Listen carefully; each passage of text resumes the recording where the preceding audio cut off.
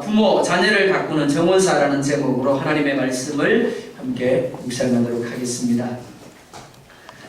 미국 대통령을 지낸 링컨을 잘 아실 겁니다. 링컨 대통령에는 두 사람의 어머니가 있었다고 전해집니다. 첫 번째 어머니가 낸시입니다. 이 낸시는 링컨에게 두 가지를 가르쳤다고 합니다. 아주 어릴 때부터 자신의 얘기보다 성경이 그에게 얘기하게 하고 책이 그에게 얘기할 수 있는 환경을 만들어 주었다라고 합니다. 그러니까 링컨은 어릴 때부터 하나님의 말씀, 즉 성경을 통해서 하나님의 음성을 들었습니다. 그리고 책을 통해서 먼저 살다간 수많은 사람들의 이야기를 들을 수가 있었습니다. 그런데 불행하게도 그 어머니 낸시는 링컨이 9살 때 세상을 떠나고 맙니다. 그래서 두 번째 엄마 사라를 맞이하게 됩니다. 아버지 토마스가 링컨을 향해 가지고 있는 마음은 보통의 아버지와 똑같았습니다. 장작 패는 일을 하고 평범한 농부의 길을 걷는 것, 그것이 바로 토마스의 마음이었습니다. 그런데 어머니 사라는 달랐습니다. 첫 번째 어머니 낸시처럼 그는 링컨에게 성경을 읽는 것을 권했습니다. 그리고 책을 읽는 것을 권했습니다. 그리고 아버지가 링컨에게 무엇을 이야기할 때마다 아버지를 설득을 합니다. 내버려 두세요. 성경을 읽게 해주세요. 책을 읽게 해주세요. 링컨은 이후에 어머니를 이렇게 소개하고 있습니다. 나에게 잘한 것은 모두 우리 어머니 덕입니다. 두 어머니께서 나에게 주신 가장 위대한 유산은 성경의 가르침과 책의 가르침입니다. 라고 했습니다. 링컨이 미국 역대 대통령 중에서 가장 존경받는 대통령께라는 설문조사가 나와 있습니다. 그 비결이 뭐라고요? 바로 두 어머니의 가르침 때문이다 라고 할 수 있는 겁니다. 부모란 하나님을 대신하여 그 나라의 법을 가르치고 사랑으로 훈계하고 지도할 통로로 세움받은 존재입니다. 성경 공부를 하는 우리 팀에서 제가 질문을 던졌습니다. 아이가 학교 숙제를 해야 하는데 큐티를 하지 않았습니다. 기도할 시간이 없습니다. 그러면 어떻게 하시겠습니까? 라고 물었습니다. 뭐라고 대답했을까요? 당연히 큐티를 해야 되고 당연히 기도 먼저 해야죠. 전혀 안 믿는 표정들이시네요. 예, 맞습니다. 여러분들 생각하는 대로 대답하셨습니다. 당연히 숙제해야 되는 거 아닌가요? 그렇게 대답했습니다. 여러분은 어떻습니까? 숙제할 시간이 부족한데도 먼저 큐티와 기도를 한 후에 숙제를 하라고 하시겠습니까? 아니면 숙제를 위하여 큐티쯤, 기도하는 시간쯤 하루 빼먹어도 괜찮다라고 하시겠습니까? 솔로몬은 저와 여러분이 잘 알고 있듯이 지혜의 왕입니다. 그래서 솔로몬 때 이스라엘은 그 어떤 데보다도 부흥기를 누렸습니다. 하지만 솔로몬은 이스라엘이 남북으로 갈라지는 원인을 제공한 왕이기도 합니다. 솔로몬이 부흥기를 누린 것은 아버지 다윗의 말을 따랐기 때문입니다. 반대로 이스라엘이 남북으로 갈라지는 원인을 제공하게 되는 것은 아버지 다윗의 말을 듣지 않았기 때문입니다. 자녀에게 있어서 부모란 단지 먹을 것을 공급해주고 입을 것을 공급해주고 잘 것을 공급해주는 존재가 아닙니다. 부모란 마치 정원의 꽃을 가꾸는 정원사와 같습니다. 어떤 정원사를 만나느냐에 따라서 꽃은 전혀 다른 모습이 됩니다. 어떤 것은 아름다움을 뽐내지만 또 어떤 것은 아름다움을 드러내기 전에 시들어 죽기도 합니다. 자녀도 마찬가지입니다. 부모가 어떤 정원사가 되느냐에 따라서 자녀라는 꽃의 모습 역시 달라질 수밖에 없는 겁니다. 오늘은 어린이 주일입니다. 그래서 오늘은 부모된 이들이 어떻게 자녀를 양육하면 잘하는 것인지를 솔로몬의 간증을 통해서 함께 살펴보도록 하겠습니다. 먼저 오늘 본문 3절을 보면 이렇게 말씀을 하고 있습니다. 우리 본문 3절 같이 한 번 더 읽어보도록 하겠습니다. 시작!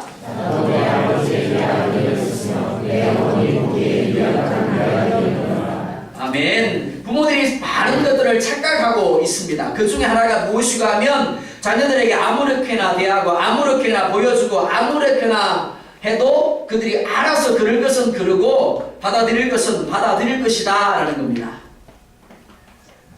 그런데 이게 뭐라고요? 삭감입니다. 예를 들면 이렇습니다. 우리 아이가 어느 날 보여주지 말아야 할 모습을 보여줍니다. 그럴 때 엄마의 입에서 나오는 말이 뭔가요? 도대체 너는 누구를? 예, 아시는 분들은 많이 하신 거예요. 많이 해보신 겁니다. 그렇게. 사실은 누구나 예외 없이 부모들은 한결같이 자식들이 기대하지 않았던 부정적인 모습을 보일 때마다 도대체 너는 누구를 닮아서 그렇게 말하고 누구를 닮아서 그렇게 행동하냐고 그렇게 합니다. 누구를 닮았을까요? 내가 보여주지 말아야 할 모습을 보여주고 들려주지 말아야 할 것을 들려줌으로 말미암아 내 아들이라는 꽃이 내 딸이라는 꽃이 그렇게 만들어진 겁니다. 무슨 말인가 하면 우리 아들과 딸들은 스스로 그럴 것은 그러고 받아들일 것은 받아들일 만한 능력이 있더라고요? 없더라고요? 없는 거예요. 이 세상을 사는 그 누구도 가정이나 부모 없이 존재하는 사람은 하나도 없습니다. 누구나 예외 없이 가정이라는 정원에서 아들 혹은 딸이라는 이름의 꽃으로 존재합니다. 이는 솔로몬도 마찬가지입니다. 솔로몬은 다윗에게 아들이었습니다. 뿐만 아니라 어머니가 보기에 유약한 외아들이었다라고 말하고 있습니다. 아들이었다라는 말, 그가 다윗에게 사랑의 대상이었다라는 의미입니다. 그리고 유약하였다라는 말은 마치 한 줄기의 꽃과 같이 무력하고 연약한 존재였음을 이야기하고 있는 겁니다. 그가 스스로 무언가를 할 수 있는 능력이 전혀 없었다라는 겁니다. 단지 엄마 아버지가 흘려주는 대로, 즉 보여주고 들려주는 대로 먹고 마시고 자랄 수밖에 없었다는 겁니다. 만들어질 수밖에 없는 존재, 그게 뭐라고요? 아들이고 딸이라는 겁니다. 그렇기 때문에 그러한 솔로몬에게 있어서 아버지와 어머니의 사랑과 관심, 절대적인 것이었다라고 할 수 있습니다. 종이 접기를 해보신 분이 계실 겁니다. 똑같은 종이를 줬습니다. 우리 장모님에게 그리고 우리 유승재 집사님에게 제가 종이 한 장씩을 주고 접고 싶은 것을 접어보라고 했습니다. 같은 것을 접을까요? 다른 것을 접을까요? 다른 것을 접습니다. 신기하지 않습니까? 제가 분명히 똑같은 종이를 줬는데 우리 장모님은 종이 합을 접습니다. 반면에 유승재 집사님은 장미꽃을 접습니다. 왜 그럴까요? 그 사람의 마음이 다르기 때문에 그렇습니다. 솔로몬 됨은 그의 아버지 다윗으로 말미암은 것입니다. 다윗의 삶은 두 가지 특징을 가지고 있습니다. 하나는 철저하게 말씀 중심의 삶을 살았다라는 겁니다. 또 다른 하나는 범사의 기도로 하나님을 의뢰하는 삶을 살았다라는 겁니다. 이어지는 4절 상반절을 보면 이렇게 말씀을 합니다. 아버지가 내게 어떻게 해요? 가르쳐 이르기를 어떻게 했다고요? 가르쳤다라고 말하고 있습니다. 가르치다라는 말을 원문에서 보았습니다. 야라라는 단어를 씁니다. 그리고 가르치다라는 의미 외에 비를 내리다라는 의미가 있습니다. 그리고 이런 비의 의미를 가진 요래라는 단어와 동의어입니다. 그러니까 야라라는 단어는 가르치는 행위가 어떤 의미가 있는가를 우리 가운데 말씀하고 있는 겁니다. 가르치는 게 어떤 의미가 있다고요? 비를 내리는 의미가 있다는 겁니다. 그리고 이슬을 내려주는 것과 같은 겁니다. 지난 주일 이런 비와 늦은 비 그리고 이슬의 중요성을 말씀을 드렸습니다. 하나님은 가나안을 젖과 꿀이 흐르는 땅이라고 말씀을 하십니다. 그리고 실제로 정탐꾼들이 본 가나안 역시 젖과 꿀이 흐르는 땅이었습니다. 그런데 이는 하나님이 이런 비를 내려주시고 늦은 비를 내려주시고 이슬을 제때 적당하게 내려주셨기 때문에 그러한 겁니다. 만약에 하나님이 이런 비와 늦은 비를 내려주지 아니하거나 조금만 늦게 내려주셔도 가나안은 심각한 가뭄에 처할 수밖에 없는 겁니다. 따라서 이런 비와 늦은 비는 성공과 실패의 문제가 아니에요. 사느냐 죽느냐의 문제인 겁니다. 그런데 본문은 가르침을 뭐라고 이야기를 한다고요? 바로 비로 이야기를 하고 있는 겁니다. 마치 이런 비를 내려주고 늦은 비를 내려주고 이슬을 내려주는 것과 똑같다라는 겁니다. 특히 부모된 이들이 자녀들에게 행하는 가르침이 그러하다라는 겁니다. 이 말은 두 가지 의미를 가지고 있다고 생각이 되어집니다. 하나는 꼭 필요한 때에 가르침이 이루어져야 한다라는 겁니다. 만약 그 가르침이 필요한 때 이루어지지 아니하면 어떻게 된다고요? 나중에 가슴을 치면서 통곡하는 겁니다. 후회하게 되는 거예요. 또 하나는 올바른 성경적 가르침이 자녀를 살리기도 하고 죽이기도 할 만큼 중요한 것이다 라는 의미를 우리 가운데 말씀하고 있는 겁니다.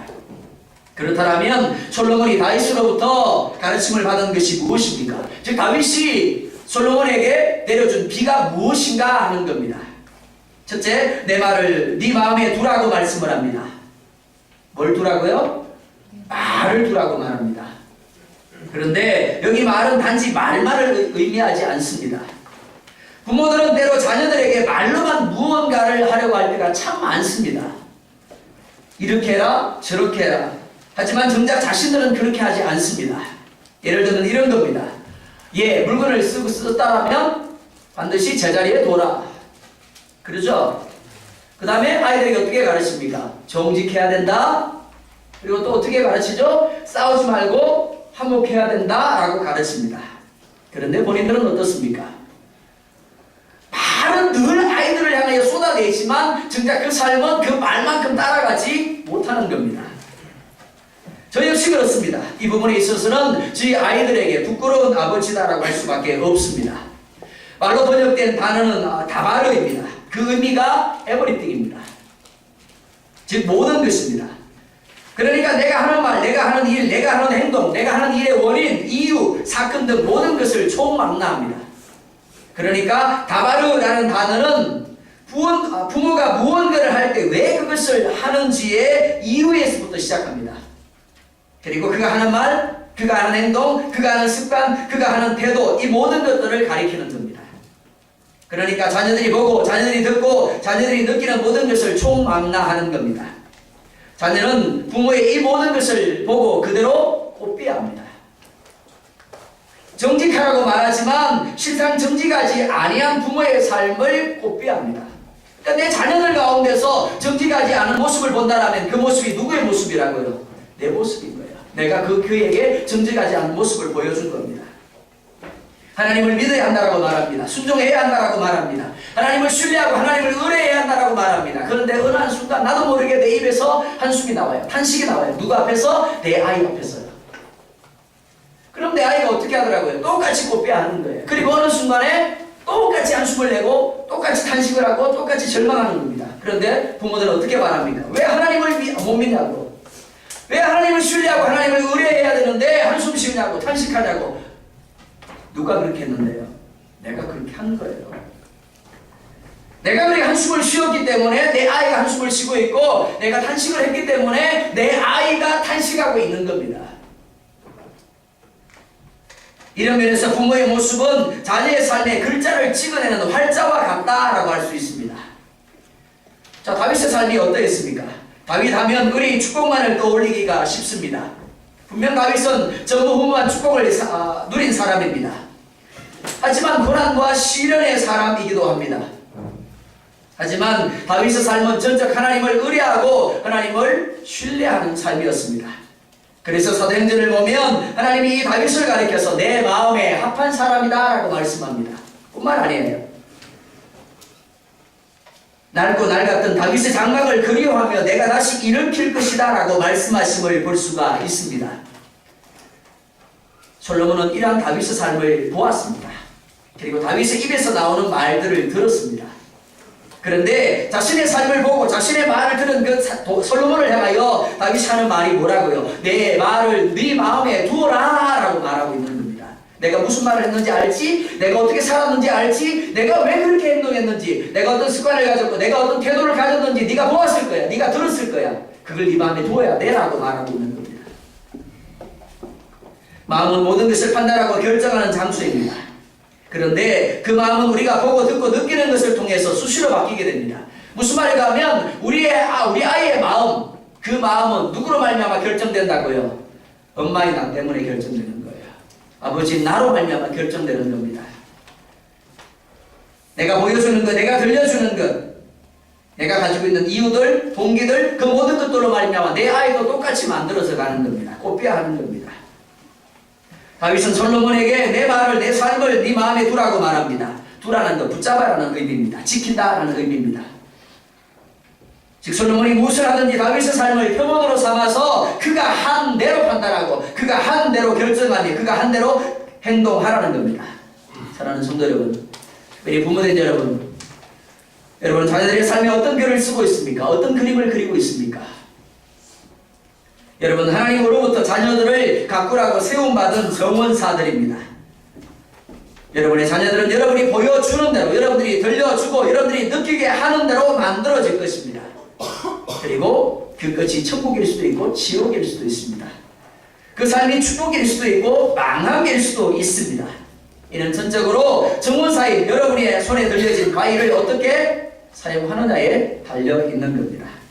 여러분의 자녀들이 여러분들의 삶을 꽃피하기 위해서 여러분들의 삶을 지켜보고 있습니다. 바라기는 하나님을 보여줄 수 있기를 원합니다. 그리고 하나님의 말씀의 신실함을 보여줄 수 있기를 주의 이름으로 축원합니다.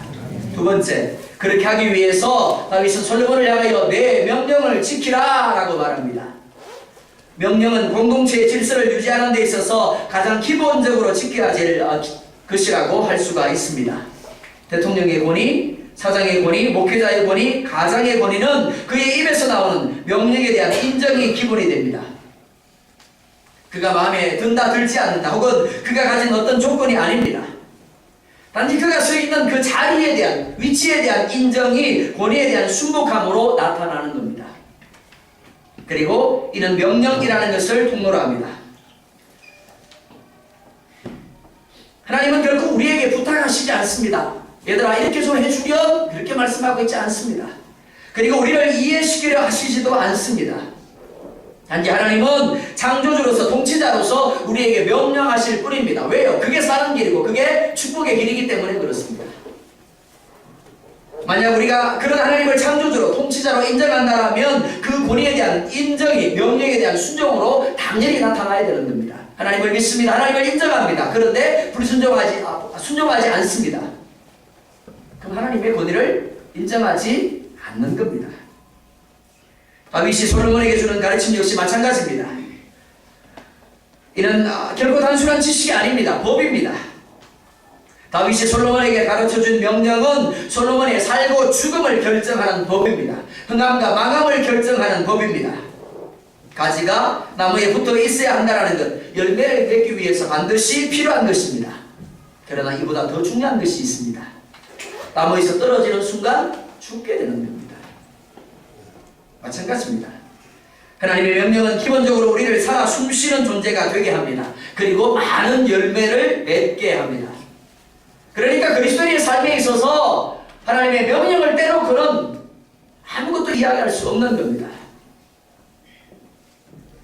그런데 많은 사람들은 이를 쉽게 간과해버립니다. 왜냐하면 당장 하나님의 심판, 하나님의 역사, 하나님의 축복이 나타나지 않기 때문에 그렇습니다. 자, 여러분들에게 묻습니다. 하나님께 순종했습니다. 곧바로 하나님의 축복이 오는가요?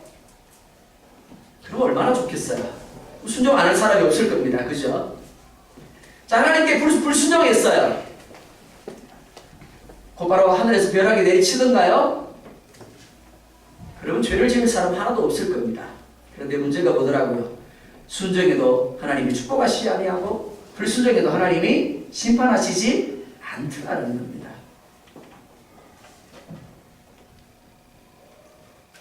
그러니까 너무나 쉽게 명령을 무시하고 불순종하게 되는 겁니다. 하지만 다윗은 하나님의 말씀의 신실함을 누구보다 구체적이고 실제적으로 체험한 사람입니다.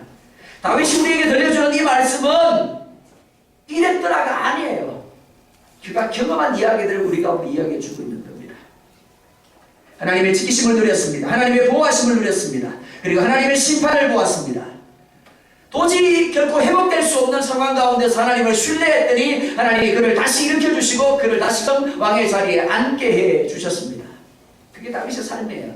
그러니까 다윗의 삶은 온통 하나님이 주신 은혜로 가득했고 세상 사람들을 향하여 들려줄 간정들로 가득한 겁니다.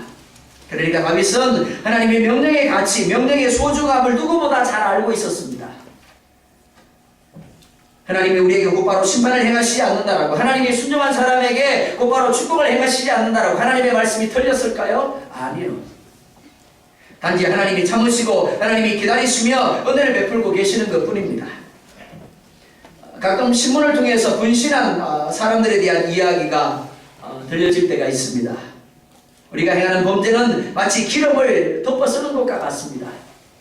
단지 한번 기름을 덮어 썼을 때 하나님이 하늘로부터 불을 내던지지 않는다라고 안심하면 안 되는 겁니다. 그래서 다윗은 내 명령을 지키라는 말씀에 이어서 그리하면 살리라 라고 말합니다. 반대로 말하면 어떻게 한다고요? 죽는다라는 말입니다. 여러분의 자녀가 살기를 원한다면 가르쳐야 합니다. 그리고 명령을 지키게 해야 하는 겁니다. 그래야 비로소 생기 있는 삶을 살 수가 있습니다. 그래야 하나님이 백그라운드가 되셔서 그의 삶을 책임져 주시는 줄 믿으시기 바랍니다. 그래서 셋째로 말씀합니다. 얻으라라고 말합니다. 5절 상반절을 보면 이렇게 말씀을 합니다. 지혜를 얻으며 명철을 얻으라. 지혜가 무엇입니까? 지혜는 이치를 깨우치고 사물을 정확하게 처리하는 능력을 가리킵니다. 그리고 명철은 통찰력과 분별력을 가리킵니다. 그런데 다윗은 이를 얻으라라고 우리 가운데 권면하고 있습니다. 그런데 원문을 보면 이 말이 사다라는 의미를 가지고 있습니다. 즉 돈을 주고 값을 치르고 산다라는 의미입니다. 예수님이 천국에 대한 비유를 말씀하십니다. 천국은 마치 밭에 감추인 보화와 같다라고 말씀을 합니다. 그리고 사람이 이를 발견한 후에 숨겨두고 기뻐하며 돌아가서 자기의 소유를 다 팔아서 그 밭을 사느니라 라고 말합니다. 또 하나, 천국은 마치 좋은 진주를 구하는 장사와 같다라고 말씀을 합니다. 그리고 극히 값진 진주 하나를 발견함에 가서 자기의 소유를 다 팔아 그 진주를 사느니라 라고 말합니다. 자, 여러분들에게 묻습니다. 이 두 사람의 공통점이 무엇입니까? 발견했습니다. 그리고 어떻게 했다고요? 자기의 소유를 다 팔아서 그것을 샀더라 라고 말합니다. 왜 그렇게 했을까요? 그만큼의 가치를 부여했기 때문입니다. 똑같은 것을 보고 있을지라도 가치를 인정하는 사람과 가치를 인정하지 않는 사람의 태도는 다를 수밖에 없습니다. 마찬가지입니다.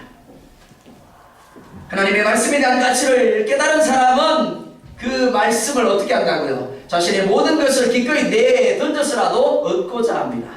그러나 말씀의 가치를 깨닫지 못한 사람은 오히려 그런 사람들을 어떻게 한다고요? 비웃는 겁니다. 멸시하고 조롱하는 겁니다.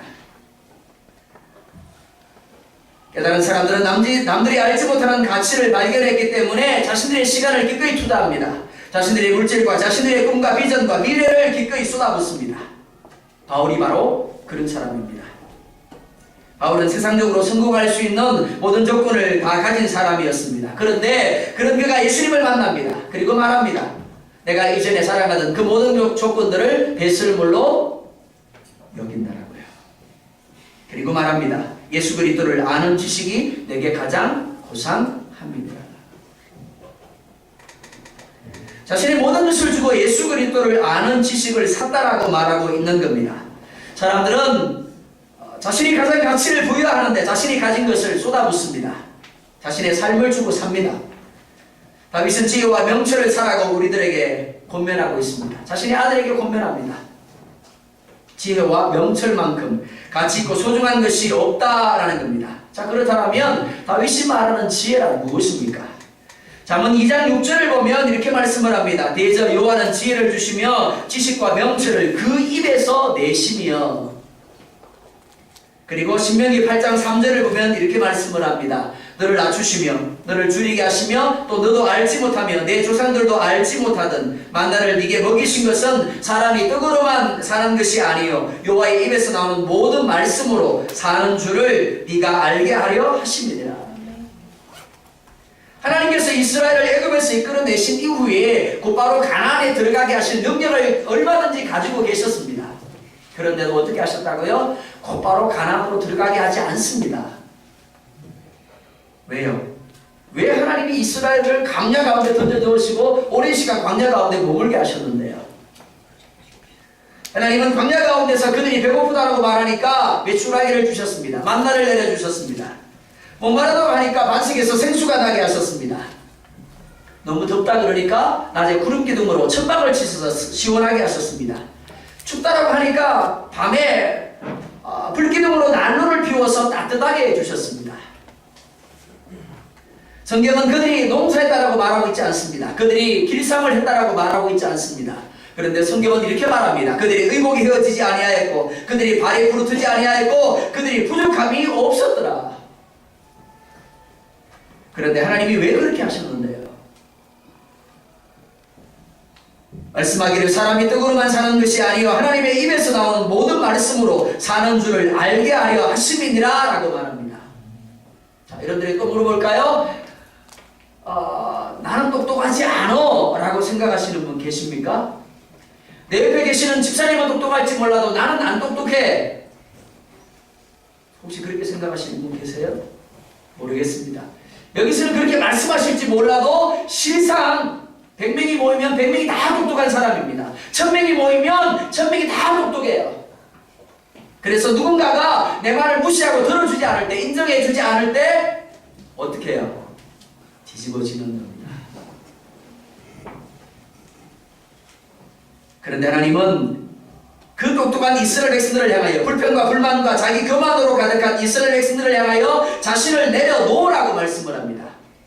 그리고 오직 하나님이 말씀하는 소리에만 반응하라고 요구하시는 겁니다. 그들을 광야에 머물게 하신 이유가 바로 여기에 있습니다. 그러면 나머지는 책임져 주시겠다는 겁니다. 광야에서 했던 것처럼 가나안에 들어가서도 입혀 주실 것이라는 겁니다. 먹여 주실 것이라는 겁니다. 지켜 주시고 보호해 주실 것이라는 겁니다. 그러니까 내 말만 신뢰하라는 겁니다. 하나님의 지혜의 가치만 인정하라는 겁니다. 많은 이들이 하나님을 믿는다라고 말합니다. 하지만 믿음은 결코 말이 아닙니다. 믿음은 내가 가지고 있는 것을 하나님께 온전히 맡기는 겁니다. 자신이 삶의 주도권을 가지고 있으면서도 하나님이 해달라고 요구합니다. 내가 잡고 있는 동안은 하나님이 결코 하실 수가 없는 겁니다. 정말 하나님을 신뢰한다라면, 내가 그분을 믿는다라면 온전히 그분께 맡기고 순종할 수 있어야 하는 겁니다. 던져버려야 됩니다. 그래서 그분이 마음껏 하시게 해야 되는 겁니다. 그게 믿음이에요. 근데 우리는 기도하면서 어떻습니까? 반쪽은 내가 잡고 반쪽은 하나님께 잡게 합니다. 그리고 하나님이 알아서 하세요. 하나님이 아무리 전능한 분이라도 내가 잡고 있는 동안은 내 문제를 하나님이 끌고 가실 수가 없는 거예요. 그러니까 해결 안 되는 거예요. 이스라엘 백성들이 누구입니까? 그들은 하나님의 역사를 넘치도록 체험한 사람들입니다. 그런데 그들은 하나님의 입에서 나오는 지혜보다 자신의 지혜의 가치를 더 부여했습니다. 지혜는 하나님의 입에서 나온 하나님의 말씀을 가리킵니다. 하나님의 말씀 안에는 우리가 필요로 하는 모든 것들이 다 들어가 있습니다.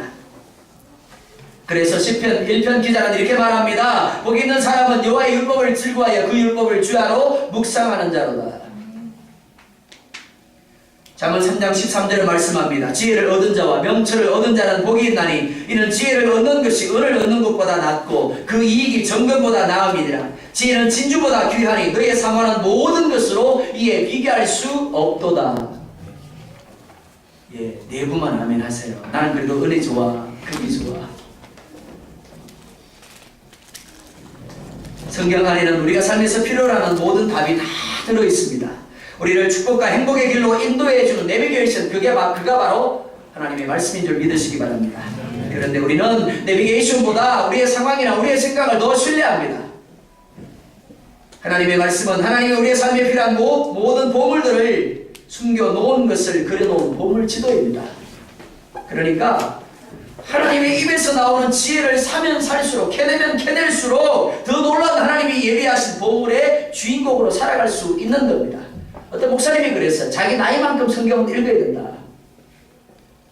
참 답답해지죠, 그죠? 그런 면에서 우리 참 중고등부는 가능성이 많습니다. 지금.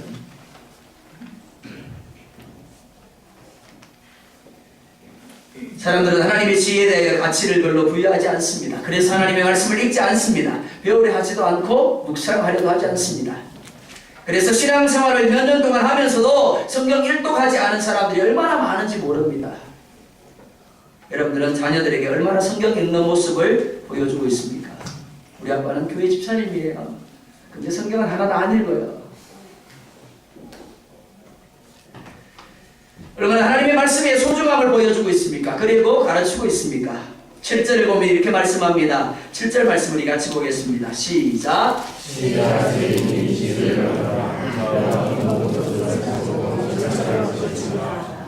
정말 그렇게 믿으시나요? 하나님이 모든 걸 다 거둬가시고 지혜만 준다라면 아멘 하실 겁니까? 조금 고민되죠? 지혜가 최고라고 말씀을 합니다. 이는 다윗의 삶에서 나온 간증입니다. 다윗은 지혜를 그 무엇과도 비교할 수 없는 최고의 가치를 지은 것이라고 여겼습니다. 그래서 네가 평생에 걸쳐 모은 모든 것을 다 지불하고서라도 명철과 지혜를 얻어야 된다, 사야 된다라고 고면하고 있는 겁니다. 솔로몬이 흥한 이유가 여기에 있습니다. 그리고 솔로몬이 망한 이유도 여기에 있습니다. 가치를 인정했을 때 그는 흥할 수 있었고, 가치를 인정하지 아니했을 때 그는 이스라엘을 남북으로 쪼개지게 만드는 어린 제공자가 될 수밖에 없었습니다. 여러분에게 있어서 지혜, 하나님의 말씀의 가치는 어느 정도입니까? 과연 내가 가진 모든 것을 들여서 사야 할 정도의 가치를 지는 것입니까? 다윗은 말씀을 읽고 듣고 배우고 묵상하는 일에 최고의 우선권을 부여한 삶을 살았습니다. 그리고 아들 솔로몬에게도 동일한 삶을 공면하고 있는 겁니다. 그래서 5절 하반절을 보면 이렇게 말합니다. 내 입의 말을 잊지 말며 어기지 말라. 잊다라는 말, 시들게 하다라는 말입니다. 아무리 예쁜 꽃이라도 며칠 물 주는 것을 잊어버리면 그 꽃은 볼품없는 모습으로 시들어버리게 됩니다. 마찬가지입니다. 우리 안에 있는 하나님의 지혜, 하나님의 말씀 시들지 않게 해야 합니다. 잊어버리다라는 것 미완료형입니다. 그러니까 계속해서 읽고 듣고 배우고 묵상해야 한다라는 겁니다. 그렇지 아니하면 어느 순간 말씀이 시들어버리고 믿음이 있는 것처럼 보였는데 믿음 없는 자가 될 수밖에 없다라는 겁니다.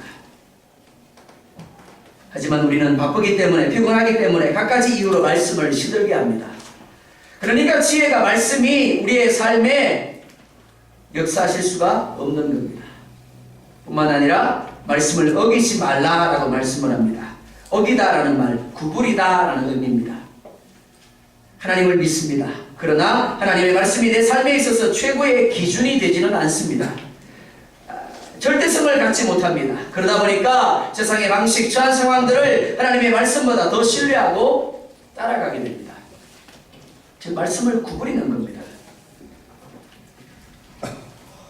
그런데 그렇게 하지 말라고 말합니다. 뿐만이 아니라 버리지 말라라고 말합니다. 버리지 말라라는 말, 거절하지 말라라는 의미입니다. 요한계시록 3장 20절을 보면 이렇게 말씀을 합니다. 볼지어다 내가 문 밖에 서서 두드리노니 누구든지 내 음성을 듣고 문을 열면 내가 그에게로 들어가 그로 더불어 먹고 그는 나로 더불어 먹으리라. 우리가 하나님을 향하여 하나님 축복해 주세요. 하늘문 열어주세요. 불 내려주시고요. 큰 비 내려주세요. 근데 문제가 뭐라고요? 말씀이 하나님 우리의 삶에 끊임없이 녹화하시며 초청하실 때 어떻게 하더라고요? 거절해 버리더라는 겁니다. 무시해 버리더라는 겁니다. 그러니까 우리의 기도와 우리의 삶이 모순이 되는 거예요. 우리의 기도는 하늘문을 여는데 실상 우리의 삶들은 열려고 하는 그 문을 닫아버리는 겁니다. 그러니까 하나님이 축복하실 수가 없는 겁니다. 역사하실 수가 없는 겁니다. 사도 바울은 데살로니가전서 5장에서 성령을 소멸하지 말라라고 권면합니다. 소멸하다라는 말, 훅하고 촛불을 끄다라는 의미입니다. 말씀의 초청, 성령의 초청을 계속해서 거절하게 되면 결국에는 촛불이 꺼지는 것처럼 하나님의 역사가, 하나님의 임재가 느껴지지 않는 거예요. 누려지지 않는 겁니다. 꺼져버리는 겁니다. 하나님은 항상 말씀과 함께합니다. 따라서 우리가 말씀을 거듭지 아니할 때 말씀의 보호함을 누리게 됩니다. 뿐만 아니라 말씀을 사랑하게 될 때 말씀의 지키심을 입게 될 겁니다. 말씀을 높이 들게 되면 그 말씀이 우리를 높이 들림을 받게 합니다. 우리가 말씀을 품게 되면 그 말씀이 우리를 영화롭게 한다라고 말하고 있습니다. 어거스틴을 아실 겁니다. 어거스틴의 참회록을 보면 부모를 원망하는 내용이 들어가 있습니다. 이렇게 말합니다. 그 당시 멀리 유학길을 떠나는 자식에게 필요한 모든 것을 힘에 겹도록 마련해주는 아버지에 대하여 칭찬하지 않는 사람이 없었다. 부유하게 사는 사람들은 많이 있었지만 자식을 위하여 이런 일을 하는 사람은 거의 없었기 때문이다. 그러나 유감스럽게도 나의 아버지는 나의 믿음이 하나님 앞에서 정상적으로 성장해야 하며 정결한 행동을 해야 한다는 것에 대해서는 관심이 없었다. 아버지의 유일한 소망이 있다라면 자식이 훌륭히 학업을 마치고 세상적으로 성공하기를 원하는 것뿐이었다. 그러나 이러한 소망은 나의 마음의 밭을 경작하시는 농부 대신 하나님으로부터 멀어질 뿐이었다. 어거스틴이 타락의 삶을 살고 방황한 이유가 바로 여기에 있습니다. 그 아버지가 정원사로서 그 아들의 삶을 그렇게 바꾼 겁니다. 그러니까 타락한 삶을 살았고 그러니까 방황하는 삶을 살 수밖에 없었던 겁니다. 성경 공부팀에게 한 질문을 여러분들에게 동일하게 드립니다. 숙제가 많습니다. 그런데 마땅히 읽어야 될 성경을 읽지 못했습니다. 기도를 하지 못했습니다. 성경을 읽고 기도를 하고 그 다음에 숙제를 하게 하시겠습니까? 아니면 성경 읽기와 기도를 생략하고 숙제를 하게 하시겠습니까? 여러분 자신에게 물어보시기 바랍니다. 여러분의 자녀가 하나님이 기뻐하고 하나님이 축복하실 수밖에 없는 사람이 되게 하시기 바랍니다. 이를 위하여 다윗처럼 이런 비와 늦은 비의 가르침을 끊임없이 행하는 부모가 되기를 주의 이름으로 축원합니다.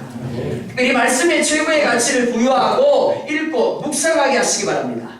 그래서 시들지 않게 하고 구부러지게 하거나 거부하지 아니하고 온전히 지키게 하십시오. 내가 그들을 세워가는 것이 아니라 하나님의 말씀이 그들을 세워가게 해주십시오. 하나님이 그들을 높이고 하나님이 그들을 지키고 하나님이 그들을 보호하고 하나님이 그들을 영화롭게 하게 해주십시오.